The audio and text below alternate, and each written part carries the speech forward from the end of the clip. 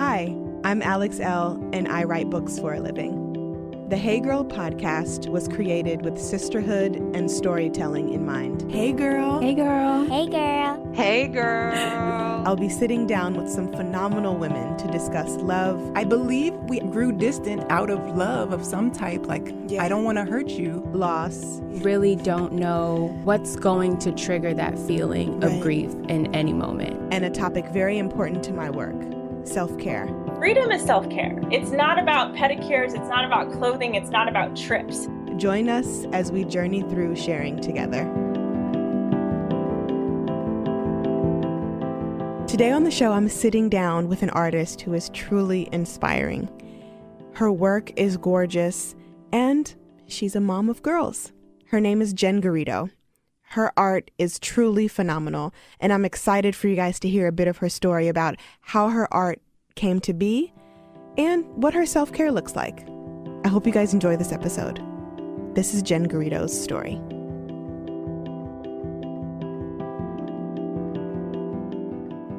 Hey girl. Hey girl. Hi, how are you today?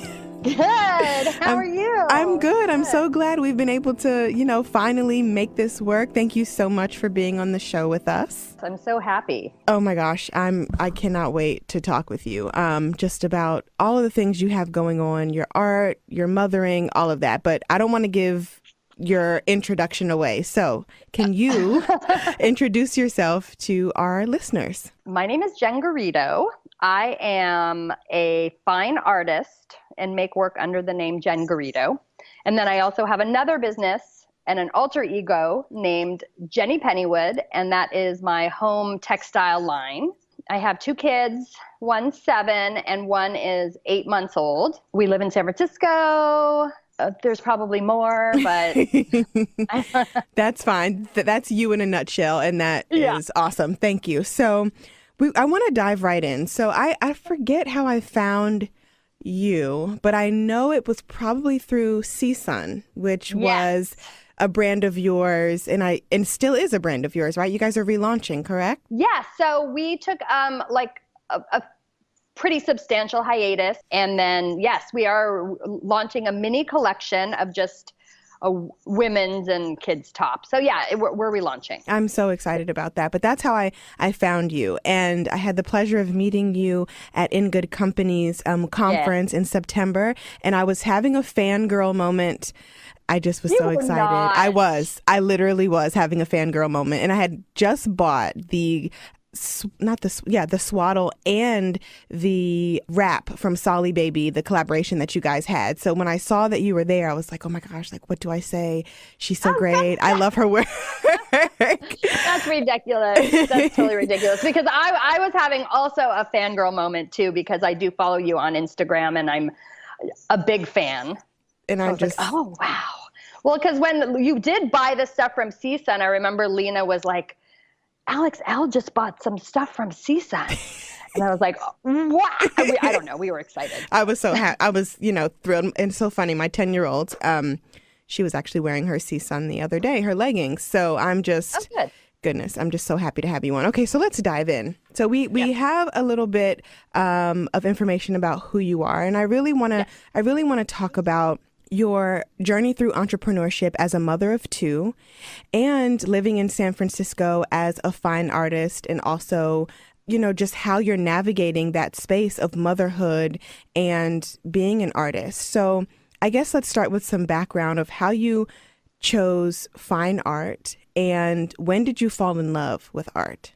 I've always loved art. Even as a kid, like, I'm not the best student, even though I was sort of in these excelled classes. I think I'm just really good at memorizing things. So at a certain point, like when that stopped in high school, I started taking more art classes.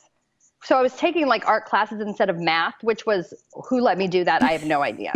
But I did that. And so when I applied for college, I applied only to the art program. And I went to Sonoma State in Northern California, and I just remember taking some classes and then bam, it sort of hit me. I was like, oh, this is this is what this means, because like it's not almost enough to like want to be an artist. You also have to like embody it in your body, like there's some sort of internal language that begins to form, and it just struck me. Mm-hmm.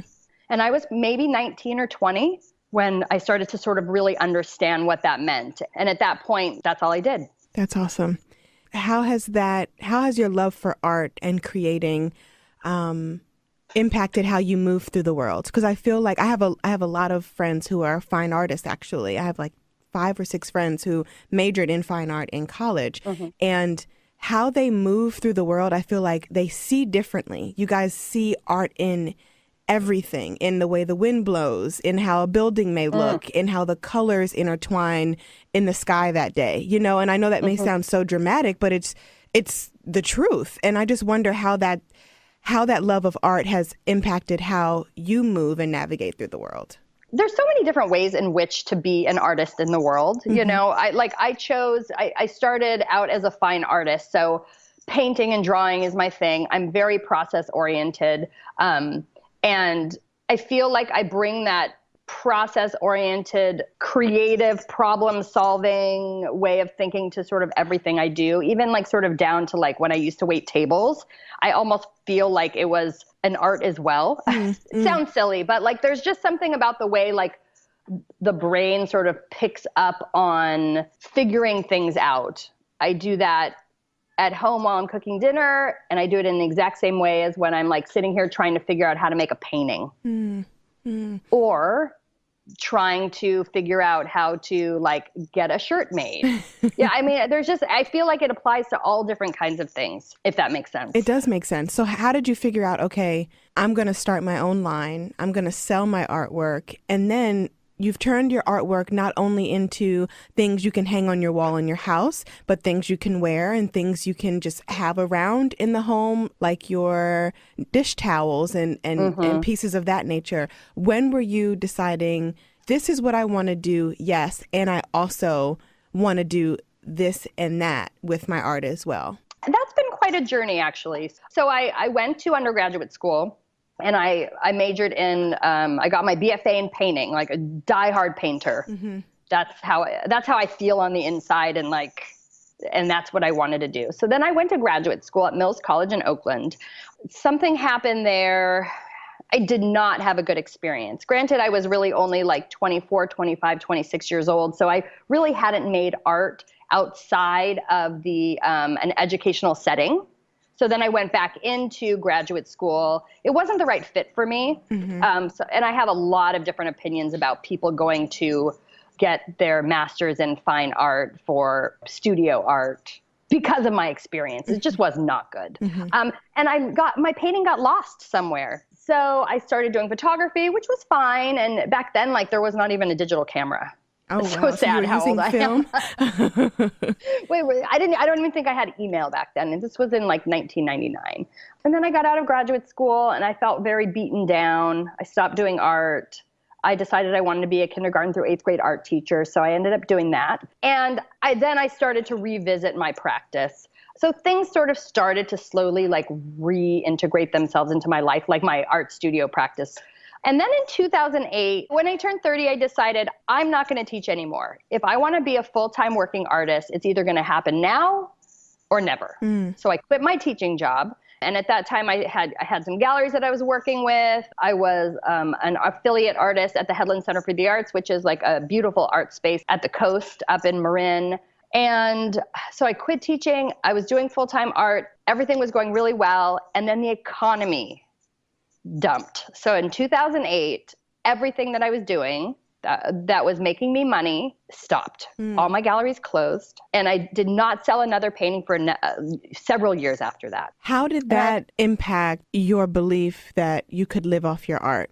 Was it immediately kind of discouraging? Like how were you able to come back from that? Well, there's a whole backstory too, because I had always thought that I was going to be this certain kind of artist. I wanted to be in like high-end art galleries, selling my work and just painting, like very romantic, very fine art driven. Mm-hmm. And so I had felt like I was on that path, and a few things kind of had come up during that path that was pushing me away from that path.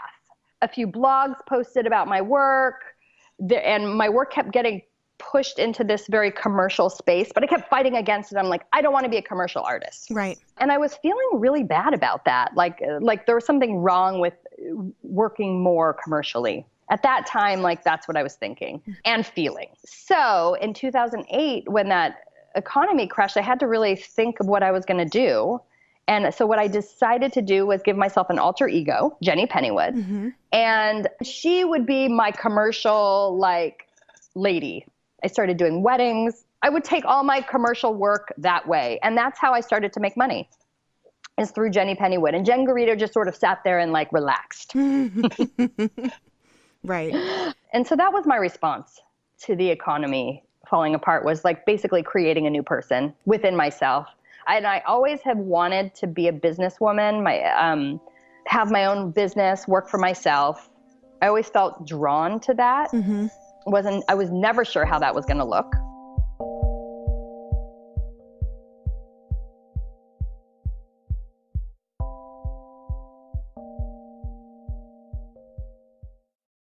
Do you wear contacts? Well, I do. And I was so excited when I heard about Simple Contacts and what they offer. Let me tell you about them. Simple Contacts is the most convenient way to renew your contact lens subscription and reorder your brand's contacts from anywhere in just minutes.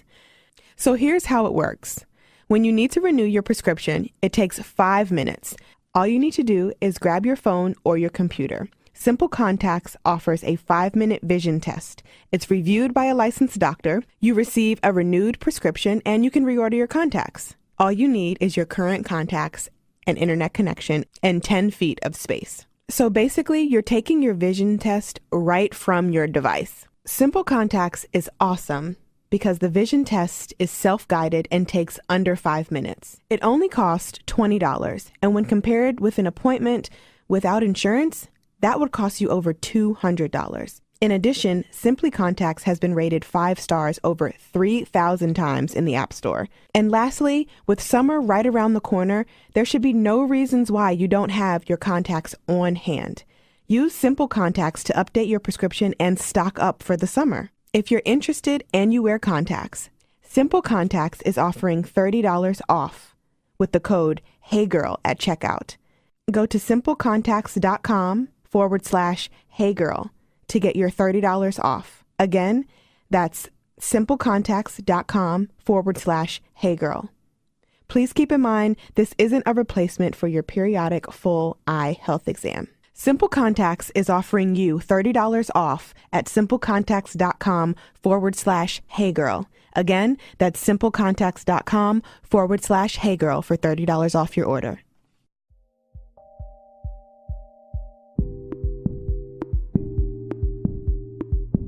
It's so funny how that happens, right? Like we have all these plans for our lives and our futures, our careers, and how they look to us, and then we're smacked with these detours that completely shift our narratives. And like, for instance, you said that you didn't want to be a commercial artist. You were really pushing against that. And then that's how you ended up making your comeback or your money while being able to still do the art, but just in a different form. Exactly. Yes. And it's like, and it really, like, I do feel like I'm two different people. Like, I feel like I have such a desire to keep my painting practice going. Right. And I also have such a deep desire to be this like bustling small business owner. Yeah. There's just something about all of that, like being my own boss and being other people's bosses. Like, I really like that idea. I feel like I'm a good manager. Like, there's a lot of different qualities to both, but I feel like Jenny Pennywood is very much about protecting I still am very protective over my art practice. Right. And every idea in my mind that I have about sort of expanding into Jenny Pennywood and making her bigger has everything to do with like continuing to carve out space for Jen Garrido's painting. Yeah. And the idea that I have both of these people has always been like, well, when one's up, one's down. Like, I could work on one while the other one's slow. Well, right now, over the last couple of years, it's just both of them are sort of neck and neck. So I feel like I'm definitely going into a new place with my work. I feel like that happens a lot in entrepreneurship, specifically in the creative career. So with that being said, how do you balance motherhood and your creative career? Because I know that can't be easy. It's never easy for us trying to do both, but we find a way, right? So how have you found your way in mothering and creating? For me, like my personality is just to like keep going. Like I'm not the kind of person who is going to like take a break after having a baby. Yeah. So with Juna, I just like went back. Like within a week, I was back at the studio because I had orders to ship and like paintings to make and all kinds of things like that. Yeah. Even though I was like bleeding and uncomfortable and whatever, I still came to the studio. And with my first daughter, I didn't have the same kinds of things going on as I do now. So she was born in 2011, in January 2011. So it really was like right after we got married, and then I got pregnant, and things had not grown yet in terms of my career. So I was still making my art, but I was really depressed like after Gemma, because I felt this sort of lacking in my life. I just didn't have anything going on. There was actually no Instagram then either. So there was like really I had to work really hard at connecting with people and getting out into the world. And in that sense, like there was really no balance. Like I was just doing motherhood. And I knew that with Juna, like I was going to just go back to like ward off all of those feelings. And as far as like just getting the work done, I just trust that it's going to get done. I guess there's no real balance in it. It's like if I have to come to my studio late at night, then I will. If I have to come to studio like Saturday morning for a couple hours just to paint one thing, then I will. It's kind of like day by day. And there's no like larger plan in place yet in terms of how it's all going to work, which is hard. But I really like that you say that, because it's the reality, right? You know, so many women don't have a break. And I'm just going to give an example of myself. Like I literally forced myself. So my oldest is 10. And then I have, it's a long time. Yeah. And then I have Isla, who is a newborn. And during my pregnancy, I shut down everything. I stopped my book tour. I closed my skincare line, and I really made the conscious choice to turn inward and to really take care of myself, because when I had Charlie, I was I was going into college, I was working, I was hustling, bustling. There was no break. And I wanted to be really intentional about nurturing myself during this pregnancy, but I knew that was a privilege. Like I know that there are so many women out there who can't do that. You can't just stop and shut shit down and focus in on yourself. So I'm really happy that you said that, because once Isla got here, I definitely started slowly but surely getting back into the groove. And I kind of struggled with a little bit of guilt too, because I'm like, okay, I have to get back to work. I have to work on my second project. I've gotten my advance for this book already. I can't just completely be like, okay, I'm just going to kind of whimsically prance through life, even though I wish I could. We can't. But how I found that balance by taking breaks when I needed them, it was through the little things, right? Like not being, on my phone all the time, answering emails and texts and conference calls and Instagram and all this, and really trying to still work, but also be introspective. And it's hard to do. It's really hard to do, especially when you're back into the swing of work and you're like, I need to ship this order. I need to turn this contract in. I have this collaboration phone call. I need to do X, Y, and Z. And it's just like, how am I going to get it done with self-care involved? So with that said, does self-care show up in your life these days, or is it hard? And I think this is a good conversation to have, and I like how this flow is going, because I know a lot of people look at me and other women who talk about self-care, and they're like, how do you self-care with kids, with a husband, with a job, with a 9-to-5 job? Like, I don't have time to do that. How are you doing it, if you are, or how do you want to do it better? Like my late 20s up until like maybe until I was like 38, I was in therapy, and I probably spent, I don't even know. Like when I added it all up one year, because I was in psychotherapy and I was going 3 days a week, it was ridiculous how much money I was spending. But that was part of me getting good with me. My husband makes fun of me and then also gets mad at me. He's like, why do you spend so much money on this self-care stuff? So I go to the chiropractor, I go to acupuncture, I talk to my clairvoyant people, because that really helps me. Like, it really helps me get centered. I feel like if I don't go get that massage that I need to go get, I feel like I'm going to suffocate.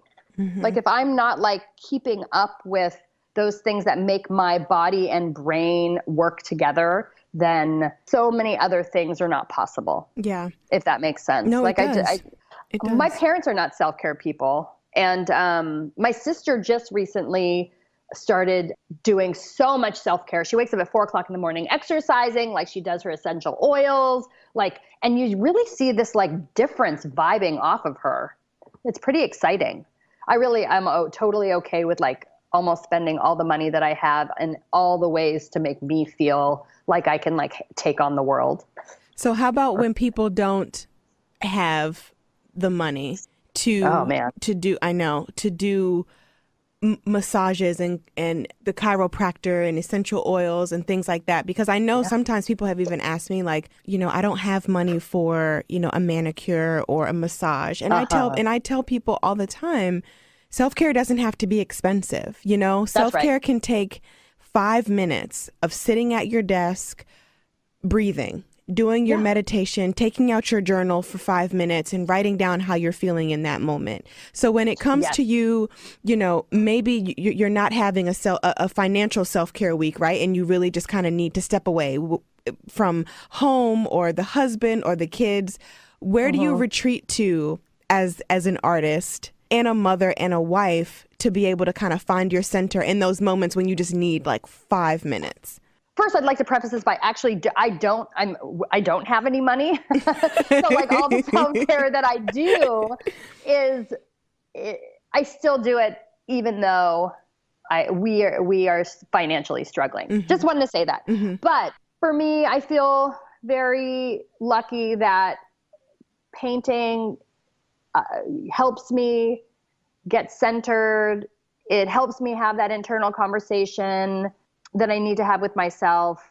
I have a ongoing journal on my computer. And when I need to talk to myself, that's where I go. And it's always open. And sometimes I just go there and write 2 words or 5 sentences or whatever. That's always really helpful. I think that fresh air really helps. Yeah. Like, I feel like that's the freest, best self-care for myself is to like go on a walk with a friend. Hiking is really nice.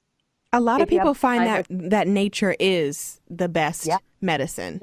Yes, totally. I don't get to go hiking as much as I used to, but I do have one friend that I go on hikes with it's like walking, talking, therapy, meditation or something.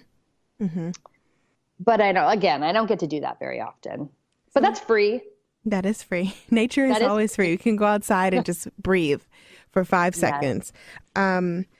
Raising daughters and having them be 7 years apart. Yeah. How does it feel for you? How does it feel for you to be a girl mom, number one? Because I love it. I love being a girl mom. And I have learned to love this age gap. It's very new. I kind of feel like even though I have a kid already who, I've mothered and she's 10, I do feel like this new experience with Isla has opened up so many things that I have either forgotten or just didn't experience with Charlie. So I was wondering, how has that worked for you and your girls being 7 years apart?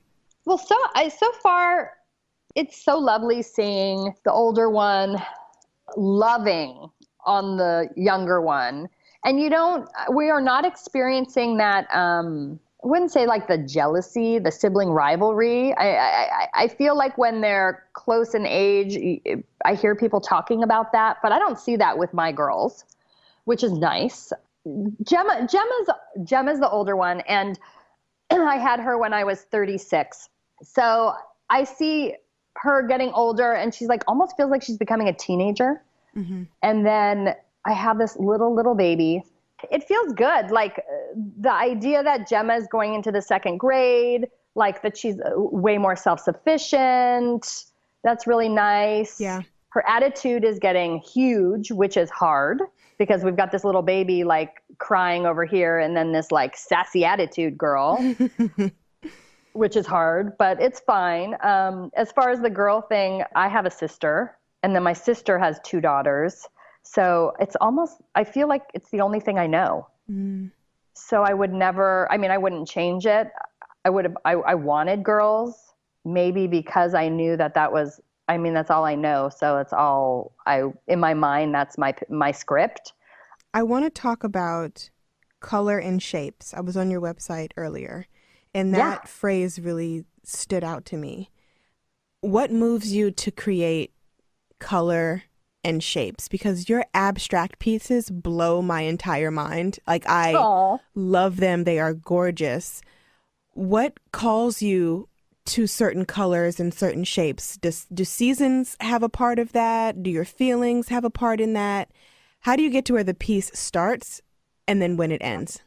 When I was pregnant with my first daughter, I started making pieces that were more abstract. I feel like, and then when I was pregnant with my second kid, I started doing it again. And I feel like it's because I'm looking for balance. Like, and the work is really about like balance, shape, and the weight of shapes, the way they lean on each other, fold on each other. I feel like they're kind of like rearranging my internal furniture, if that makes sense. It does. Mm-hmm. And so when I do them, I find a lot of peace or questions being answered. I don't know. There's just something that's very soothing to me. As far as the colors go, I don't feel like they're seasonal, and I do feel like I gravitate towards certain colors, and sometimes like certain colors really make me feel certain things. Like I love coral and all like pinks. So I find myself using those kinds of colors a lot. And what I've been really experimenting with lately is like throwing in a color that is just so off-putting and working around that color to find color balance or harmony. Especially with a color in there that feels like, ooh, that gives me the funny feeling. I don't like that color. And my inclination is like, I'm just going to paint over it. But then I spend time like sitting back and looking and thinking like, well, how can I make that color more appealing? What other colors can I put around it to make it feel warm and cozy as opposed to like poopy and cold or something, you know? Yeah, I totally get that. And I actually have one of your paintings as the background on my phone. And stop. I totally do. And I love the stacking that you use in your abstract art. It makes me feel like I can kind of, this is going to sound weird, but I know art makes you feel different things, but I can relate to kind of the heaviness of some of the blocks or shapes, and then the lightness of the colors that intertwine with the light colors and the dark colors. It just makes me feel good. And I know that's what art is supposed to do. It's supposed to make you feel good. And it's supposed to make you feel things, you know, even if it's not necessarily good things. It's like, I feel something here. And I really appreciate artists like you who are able to translate feelings from paint and texture and just shapes. I think that it's magical because I am not an artist. I literally can't even make a stick figure. And it's so funny because Charlie is an artist. She can look at something and draw it and it look exactly like the thing that's in front of her. And that is just, it's magical to me how people's brains work that way when it comes to art. So we've touched on motherhood, we've touched on self-care, we've touched on art, of course. And the last question I want to ask you is, who are you today? Today? Who am I today? Yes. Oh my goodness. In addition to being a mother, a wife, an artist, as you stand or sit where you are today, who do you feel that you are? Oh God, who am I today? Well, I am a mother who has a full day in the studio, which is very exciting. Yes. I don't know. How do other people answer that question? I mean, I feel like some of the things that I've been sort of grappling with lately are, I don't know if they're who I am. There's no right or wrong way to answer either. And this is my first time asking this question, so I'm very excited about it. Oh, good. Well, because I mean, there's some things that like I've been really like chipping away at how to envision and expand my businesses, you know, make them more and bigger. Like I want more. Mm-hmm. I've been thinking about this for a really long time, and I keep finding people who I think might be able to help me like expand that business, and then the universe comes down and like something happens and then that person just disappears. It's almost as like, and I feel like right now who I am is I'm trying to trust that the time will be right when it's time, and that I'm all the preparation and all the envisioning and all the things that I'm doing and then I'm thinking and all that is all sort of like pre-work for that expansion. So I'm trying to be patient, if that makes sense. It does make sense. It absolutely makes sense. Just trying to like just trust and be patient and neutral, like let things just be what they are. It's really hard because I'm a go. Mm-hmm. I'm a go. I want it now. Mm-hmm.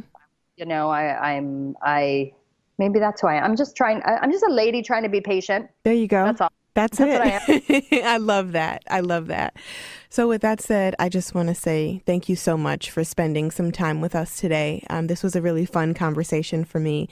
Before we go, please let everyone know where they can find you, your art, and your brand on the internets. Well, I've got my fine art website, jengarrido.com. I've got my home textile line, jennypennywood.com. I will be having a solo show in Austin in June at a gallery called Wally Workman. So if you're in Austin, please come and visit. CSUN's coming out, so that's shopcsun.com. And we're going to be launching our new collection in maybe next month. I'm so excited for CSUN, by the way. I was so sad when you guys first said, you know, we're going to be going away for a little bit. I was like, no, please. But I was sad too. I'm happy we're redoing it. It's exciting. I was not ready to be done at the time, but it really was like perfect timing because I was pregnant, and I don't know why I think I can do. I feel like I can do everything, yeah. And then the universe quickly is like, girl, slow down. I know. I know. That's me too. But it's like my nature. It's like, I want to do this. I want to do that. I want to do this. No. Yeah. And then I'm like, yeah, that's possible and not possible all at the same time. Well, thank you so much, Jen, for offering your art with me, with the world. And I am so excited for what's to come for you. So thanks so much for being on the show. Thank you for asking me. Thanks. Talk to you later. Bye. Okay, talk later. Bye.